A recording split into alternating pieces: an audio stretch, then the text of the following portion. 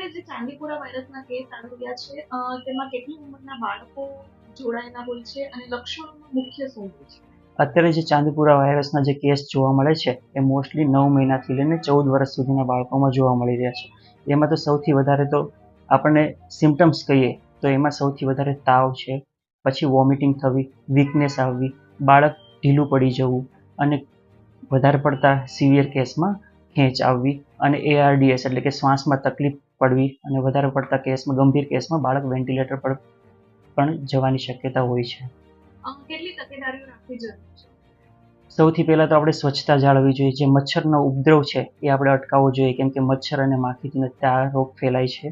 એટલે ફૂલ બાયના કપડાં પહેરાવવા જોઈએ. આપણે જે સૂતી વખતે છે મોસ્કીટો નેટનો વપરાશ કરવો જોઈએ, કાં તો ઓડોમોસ જે મોસ્કીટો રિપેલન્ટ હોય છે એનો યુઝ કરવો જોઈએ.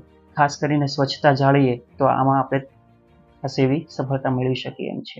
અને વાલીઓએ કેટલી તકેદારી રાખવી જોઈએ? વાલીઓ તકેદારી રાખવામાં તો જો પણ નાની અમથી સિમ્ટમ્સ આપણને દેખાય, જેમ કે તાવ, વીકનેસ, વોમિટિંગ, એવું કંઈ નાનો અમથો બી આપણને સિમ્ટમ્સ દેખાય તો તરત જ નજીકના પીડિયાટ્રિશિયન કાં તો ડૉક્ટરની સલાહ લેવી જોઈએ.